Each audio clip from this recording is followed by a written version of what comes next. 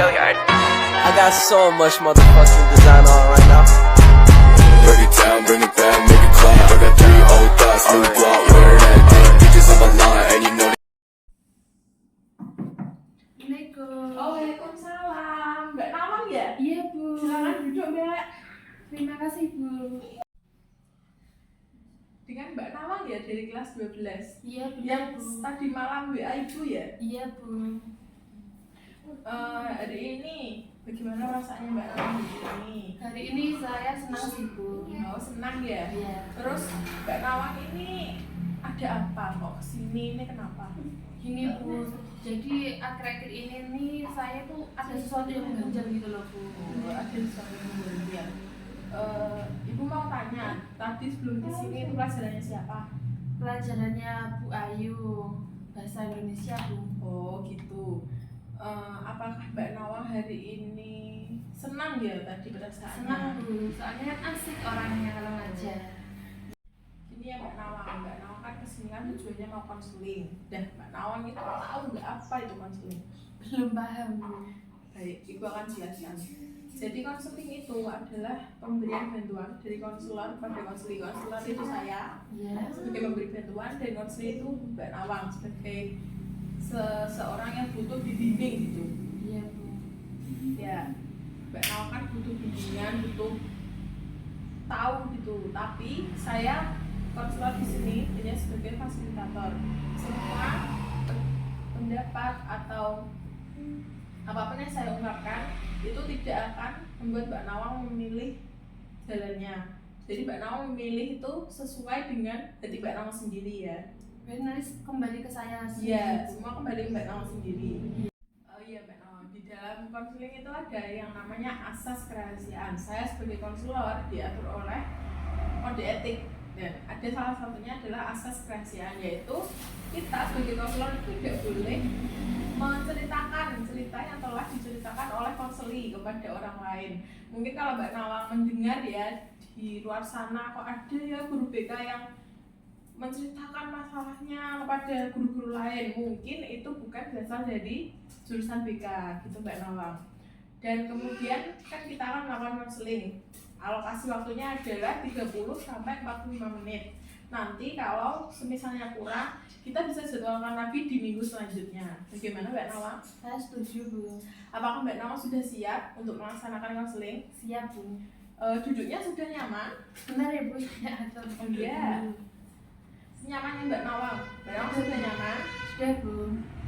Baik. Coba ceritakan lagi apa yang membuat Mbak Nawang bingung, membuat perasaan Mbak Nawang mengganjal itu bagaimana? Jadi saya kan ada rencana kuliah Bu setelah lulus SMA. Tapi saya masih bingung milih jurusannya antara tata boga atau teknik sipil. Nah, Mbak Nawang bingung dalam memilih jurusan itu kan ada alasannya. Alasannya itu seperti apa? Jadi ayah saya itu pengennya saya masuk teknik sipil Bu, sedangkan saya minatnya lebih ke tata boga. Nah, saya tanya satu-satu ya. Kenapa Mbak Nawang memilih tata boga?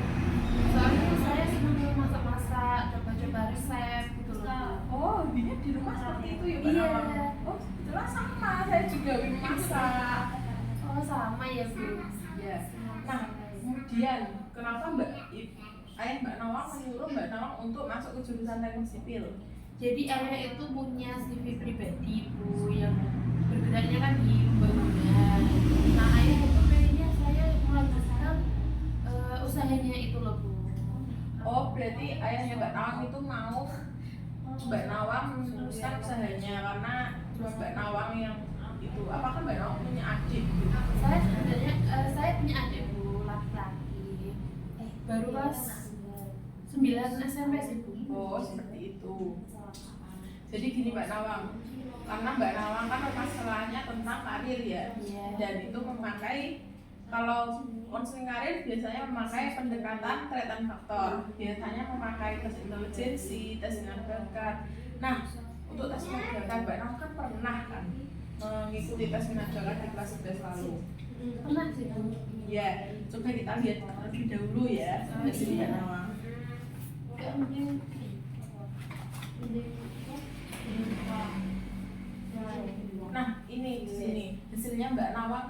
lebih untuk pemiliknya kan rendah.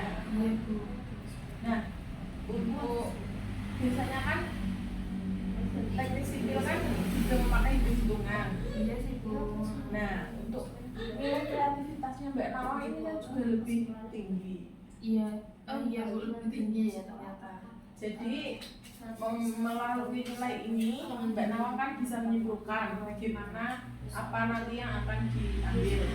Jadi kalau lihat dari hasil tesnya tadi itu kan kreativitas lebih tinggi Bu daripada numeriknya. Ya. Jadi ya menurut saya sih lebih cocok ke tata boga gitu loh. Ya. Lalu di sini apa yang akan dilakukan Mbak Nawang untuk mengatasi hal ini? Saya akan mencoba bicara kepada orang tua saya Bu untuk mendiskusikan hal ini. Mencoba berbicara pada orang tua. Nah, lalu bagaimana kalau ayah tidak menyetujuinya? Ya saya akan menunjukkan, mungkin saya nanti minta bantuan ke ibu boleh? Boleh. Ya untuk menjelaskan tentang hasil tesnya tadi loh Bu. Ya. Saya kan juga takut kalau sama ayah. Ya. Nah,